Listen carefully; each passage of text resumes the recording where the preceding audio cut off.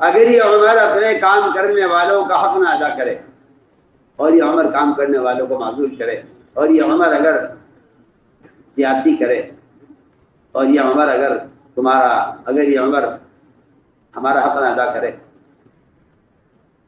تو علقمہ یہ بتاؤ کہ پھر تمہارا ارادہ کیا ہے؟ یہ بہت ہی مزیدار بات ہے، اندھیرے میں بات ہو رہی ہے، وہ بات کر رہے ہیں خالی سمجھ کر، حضرت عمر ساری باتیں سن رہے ہیں۔ مقدر کی بات، صبح جب حضرت عمر کی مجلس ہوئی تو مجلس میں سب سے آگے دونوں بیٹھے ہوئے تھے، یہاں خالد کے علقمہ میں۔ حضرت عمر نے فرمایا کہ ہاں بھائی بتاؤ خالد، رات تمہاری علقمہ سے کیا باتیں ہوئی؟ خالد نے کہا کہ امیر المؤمنین، میری تو علقمہ سے بہت دن سے ملاقات نہیں ہوئی۔ کہ نہیں، رات تم دونوں کیا باتیں کر رہے تھے؟ خالد تو مطمئن تھے، لیکن علقمہ گھبرا گئے۔ علقمہ یہ سمجھے کہ بات حضرت عمر تک پہنچ گئی ہے۔ حضرت میں بتاؤ تم دونوں کیا بات کر رہے تھے؟ تم دونوں کیا بات کر رہے تھے؟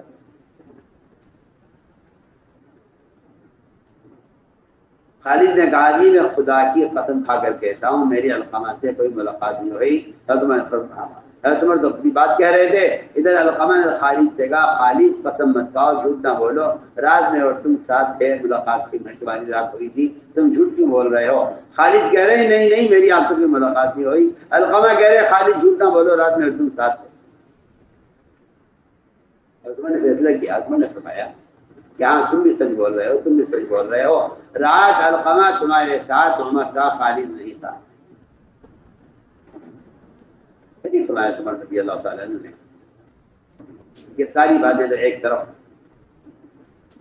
علقمہ رات میں نے تم سے پوچھا تھا کہ اگر یہ عمرہ اور ذمہ دار تمہارا حق نہ دیں اور تمہارے ساتھ زیادتی کریں تو تم کیا کرو گے؟ تو علقمہ نے یہ کہا تھا کہ خالد یہ امیر ہمارے ساتھ کچھ بھی کریں مگر ہمیں ہر حال میں ان کی بات ماننی ہے۔ اور تم نے فرمایا کہ مجھے ساری دنیا پر حکومت کرنے سے زیادہ یہ بات پسند ہے کہ رعایا کا آدمی یہ کہے کہ ہم امیر کے تابع ہیں۔ فرمایا کہ مجھے ساری دنیا پر عمر حکومت کرے، اس سے زیادہ مجھے یہ بات پسند ہے کہ ایک مومن مسلمان یہ کہے کہ مجھے اپنے امیر کی اطاعت پر رہنا ہے۔ فرمایا کہ ایک مومن کا یہ دل کا جذبہ مجھے ساری دنیا پر حکومت کرنے سے زیادہ پسند ہے۔ میں نے تو مختصر بات یہ عرض کی ہے کہ اصل بنیادی چیز یہ کہ بندہ صبر کے ساتھ، استقامت کے ساتھ ناگواریوں کو جتنا برداشت کیا جائے گا اتنا اس راستے میں آدمی آگے ترقی کرے گا۔ اس لیے فرمایا کہ ترقی کے ہی اسباب دیے گئے ہیں کہ آدمی ناگواری سے گزرے،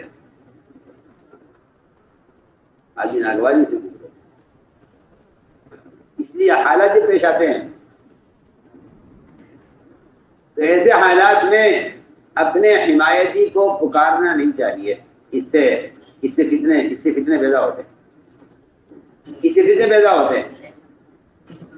آدمی سوچتا ہے کہ مجھ پر کوئی حال آ گیا ہے اور کسی نے مجھے ستایا ہے تو میں اپنی مدد کے لیے اپنے خیال کے آدمی کو، یا اپنی مدد کے لیے اپنے طبقے کے آدمی کو، یا اپنی مدد کے لیے اپنے کسی دوست کو پکاروں۔ یہ میں نے جو بات عرض کی تھی کہ حضور اکرم کی سیرت یہ ہے اور آپ کے صحابہ کا مزاج یہ تھا کہ وہ ستانے والوں پر احسان کرتے تھے اور ساتھ دینے والوں کو دبا کر رکھتے تھے۔ یا اس سے جھگڑے اور اختلافات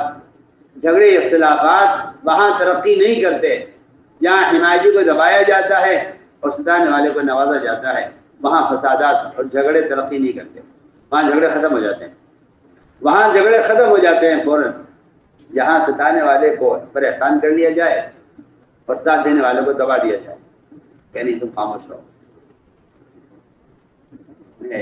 دل جاتا ہے کہ اس کی مثالیں آپ کو پیش کروں کہ آپ صلی اللہ علیہ وسلم نے ایسے موقعوں پر کیا کیا ہے۔ غزوہ مریسی کا موقع تھا، غزوہ مریسی، آپ صحابہ کے ساتھ واپس آ رہے تھے، راستے میں ایک چشمے پر، ایک پانی پر پانی لینے میں دو صحابہ کے درمیان، ایک انصاری تھے ایک مہاجری تھے، دونوں کے درمیان پانی لینے میں لائن سے وہ آگے بڑھ گئے۔ انہوں نے کہا کہ پہلے میں لوں گا، پہلے میں لوں گا۔ اس میں انہیں آپس میں کچھ ذرا سے اختلاف ہوا، کچھ تھوڑی سی آپس میں ہاتھ پائی ہو گئی اور بات وہی ختم ہو گئی، بات وہی ختم ہو گئی فوراً ہی آپس میں معافی تلافی، اس لیے کہ بشیر کا تقاضا یہ ہے کہ آدمی کو غصہ آ جائے، اور بشیر کا تقاضا ہے کہ آدمی کو غصہ آ جائے، اور ایمان کا تقاضا یہ ہے کہ آدمی غصے کو پی جائے۔ میری بات پیش آئی اور فوراً ہی آپس میں صلح صفائی ہو گئی۔ لیکن منافقین کا کام ہوتا ہے بات کو بڑھانا، اس لیے کہ قرآن نے منافقین کا حال ہی بیان کیا ہے، اللہ مجھے معاف فرمائے اور آپ بھی معاف فرمائیں۔ یہ نفاق کی ایک صفت مسلمانوں میں عام ہو گئی ہے بہت، کہ ایسی باتوں کو پھیلایا جاتا ہے کہ جو باتیں جو ہے فساد کی یا ناگواری کی ہوتی ہیں ان کو پھیلایا جاتا ہے۔ تو قرآن نے یہ صفت منافقین کی بیان کی ہے کہ اگر کوئی بری خبر آتی ہے تو منافقین اس کو پھیلاتے ہیں، فلاں جگہ مسلمانوں کو شکست ہو گئی ہے اور فلاں جگہ مسلمان مغلوب ہو گئے ہیں، اور اگر خبر آ جائے کوئی اچھی خبر فتح کی اور نصرت کی اور غیر مدد کی تو منافقین اس کو چھپایا کرتے تھے۔ یہ ہے قرآن نے ان کا یہ حال بیان کیا ہے منافقین کا، کہ ان کا مزاج یہ ہے کہ ایمان والوں پر آنے والے ایسے حالات کو تو چھپاتے ہیں، اور اگر برے حالات یا ناگوار بات پیش آ جاتی ہے تو اس کو پھیلاتے ہیں۔ میں نے عرض کیا کہ منافق نے بات کو پھیلایا اور یہ کہا کہ ان میں آپس میں یہ اختلاف ہوا ہے، لہذا انصاری نے اپنی مدد کے لیے انصار کو پکارا، انصاری نے مدد کے لیے انصار کو پکارا، ادھر مہاجری نے اپنی مدد کے لیے مہاجری کو پکارا۔ دونوں نے اپنے اپنے فرقے کو، اپنی جماعت کو،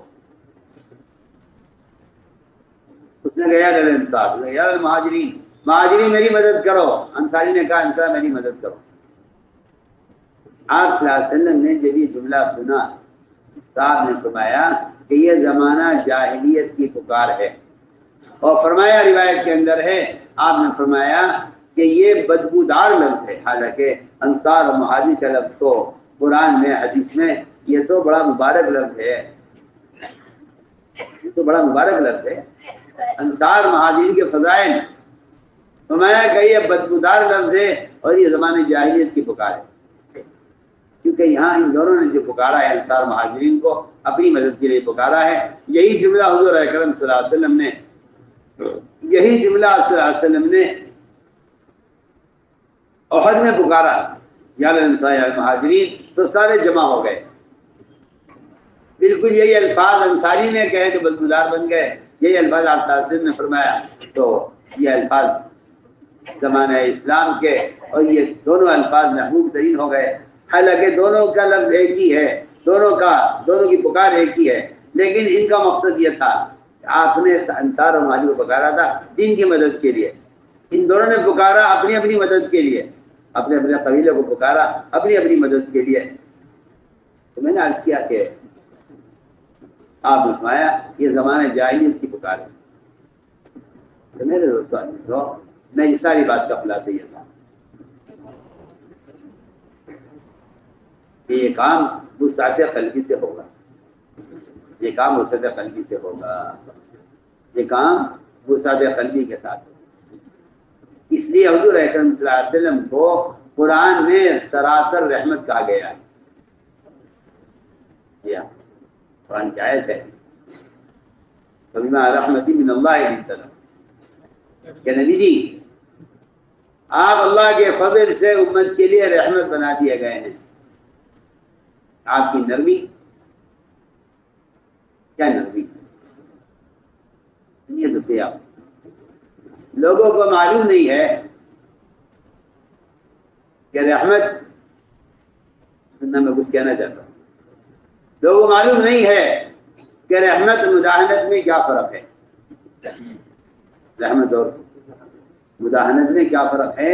میں آپ سے بہت ضروری بات عرض کر رہا ہوں، رحمت اور مداحنت۔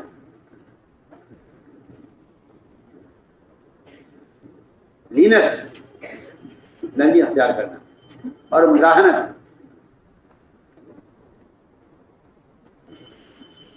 مداحن تو منافق ہوتا ہے، حق بات میں خاموش ہو جانا، حق بات میں خاموش ہو جانا اور حق بات کو چھپا لینا، اور حق بات کو کہنے سے اس لیے خاموش ہو جانا کہ اگر ہم نے حق بات کہی تو لوگ ہمارے مخالف ہو جائیں گے۔ فرمایا کہ ایسا آدمی مداحن ہے، ایسا آدمی مداحن ہے کہ جو لوگوں کو خوش رکھنے کے لیے اور لوگوں کو راضی رکھنے کے لیے گناہ کا ساتھ دیتا ہے۔ فرمایا کہ ایسا آدمی مداحن ہے۔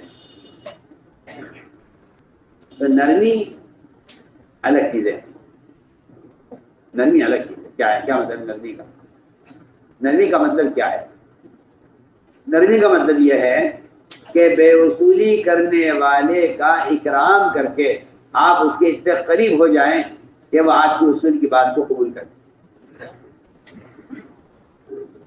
جی ہاں، نرمی کا مطلب یہ نہیں ہے کہ آپ اس کی غلط بات سے راضی ہو جائیں۔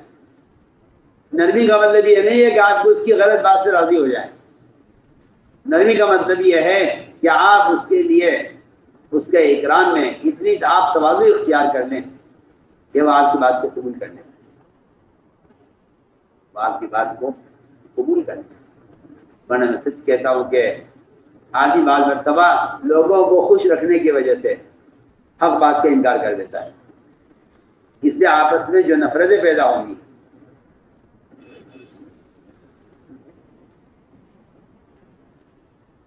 اس لیے کہنا چاہیے کہ آدمی حق بات کہنے میں جری تو ہو، آدمی حق بات کہنے میں جری تو ہو مگر بد اخلاق نہ ہو۔ جی ہاں، آدمی کو بعض مرتبہ جرأت بد اخلاق بنا دیتی ہے، جرأت بد اخلاق بنا دیتی ہے۔ جی ہاں، جرأت الگ چیز ہے، جرأت الگ چیز ہے، بد اخلاقی الگ چیز ہے۔ آدمی جرأت میں بد اخلاق اگر ہو گیا تو پھر فرماتے ہیں کہ حق کو قائم کرنے کا طریقہ یہ نہیں ہے۔ میں نے عرض کیا کہ جری ہونا، آدمی حق بات پر جمع رہے اور حق کے بارے میں ہرگز نرم نہ پڑے۔ عبداللہ بن زبیر رضی اللہ تعالیٰ عنہ، عبداللہ بن زبیر رضی اللہ عنہ وہ فرماتے ہیں وَلَا أَلِينُ لِغَيْرِ الْحَقِّ أُسَلُهُ حَتَّى يَلِينُ لِضِرْسِ الْمَادُغِ الْحَجَرُ، کہ میں غلط چیز کے مطالبے پر کبھی نرم نہیں پڑوں گا، میں غلط چیز کے مطالبے پر کبھی نرم نہیں پڑوں گا یہاں تک کہ چبانے والے کی داڑھ میں پتھر نرم پڑ جائے۔ وَلَا أَلِينُ لِغَيْرِ الْحَقِّ أُسَلُهُ حَتَّى يَلِينُ لِضِرْسِ الْمَادُغِ الْحَجَرُ۔ آخر عبداللہ بن زبیر میں اتنی جرأت کہاں سے آئی، اتنی جرأت کہاں سے آئی ان میں کہ انہوں نے کہا کہ کچھ بھی ہو جائے میں حق بات سے حق کے بارے میں نرم نہیں پڑوں گا. یہاں تک کہ چبانے والے کی داڑھ میں پتھر نرم پڑ جائے، یہ ناممکن کام تو ہو سکتا ہے کہ پتھر نرم ہو جائے، لیکن میں نرم پڑ جاؤں حق کے بارے میں یہ نہیں. حضور اکرم صلی اللہ علیہ وسلم نے بچنا لگوایا، آپ نے بچنا لگوایا اور اس بچنے کا خون جو فاسد خون نکلتا ہے سینگے لگوا کر بچنا لگوا کر، وہ فاسد خون نکلا آپ کا، آپ نے وہ خون ان کو دیا، فرمایا جاؤ ایک طرف کہیں، ایک طرف کسی جنگل میں یا صحرا میں، ایک طرف اس کو کہیں دفن کر دو، اس جگہ دبا دو، اس کو دفن کر دو جہاں کسی کا ہاتھ، کسی کا وہ کوئی جامع اسے نہ پی سکے، یا اس کو کسی جگہ لے جا کر محفوظ کر دو. گئے واپس آئے، آپ نے پوچھا کیا ہوا خون کا؟ آج کے اللہ میں ایسی جگہ محفوظ کر کے آیا ہوں جہاں کوئی پہنچ نہیں سکتا. تمہیں سچ بتلاؤ کیا کیا تم نے خون کا؟ آج کیا میں ایسی جگہ رکھ کے آیا ہوں جہاں کوئی پہنچ نہیں سکتا. فرمایا ایسا معلوم ہوتا ہے تم نے اس کو پی لیا ہے. کہا ایسا میں نے وہ خون پی لیا ہے جو آپ نے مجھے پھینکنے کے لیے دیا تھا. اللہ اکبر. آپ سوچیے، آپ کے بدن سے نکلنے والے بچنے کے خون کے پینے والے کے اندر اتنی جرت ہے، تو جو اعمال آپ صلی اللہ علیہ وسلم کے بدن سے ظاہر ہوئے سنت کی شکل میں، ان سنتوں میں کتنا رعب اور کتنی جرت ہوگی جب صرف آپ کے بدن سے نکلا ہوا خون پینے والے کے اندر اتنی جرت ہے کہ وہ حق کے ناحق کام کے لیے نرم ہونے کو تیار نہیں ہے، چاہے چبانے والے کی داڑھی میں پتھر نرم پڑ جائے. میں سمجھتا ہوں کہ عبداللہ بن زبیر رضی اللہ عنہ کے اندر یہ جرت وہ اس بات کی تھی کہ وہ آپ صلی اللہ علیہ وسلم کے بچنے کا خون پیے ہوئے تھے. جب آپ کے بدن سے نکلنے والے خون میں یہ اثر ہے تو آپ کے بدن سے نکلنے والے اعمال میں کیا اثر، کیا ضرورت ہونی چاہیے. میں ایک مثال عرض کرتا ہوں. تو میں نے کہا کہ دیکھو بہت دھیان سے سننا بات، لوگ حق بات کہنے کے لیے مجھے میں کھڑے ہو جاتے ہیں. ہم تو حق بات کہہ رہے ہیں کہ ہاں بات کے کہنے کا سلیقہ ہے. اگر آپ نے منکر کو روکنے کے لیے منکر طریقہ اختیار کیا، اگر آپ نے منکر سے روکنے کے لیے منکر طریقہ اختیار کیا تو آپ منکر کرنے والے سے زیادہ بدتر ہوں گے. یہ بات آپ یاد رکھیں. اگر آپ نے برائی سے روکنے کے لیے راستہ غلط اختیار کیا تو آپ منکر کرنے والے سے زیادہ بدتر ہوں گے.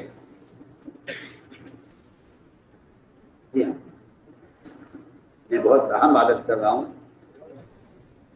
کہ آپ صلی اللہ علیہ وسلم کی ہدایات میں اور آپ کا عمل ہی بتلا رہا ہے کہ آپ منکر کرنے والے کے ساتھ سب سے پہلے معاملہ شفقت کا کریں تاکہ یہ مجھے اپنا شفیق سمجھے، یہ مجھے اپنا شفیق سمجھے.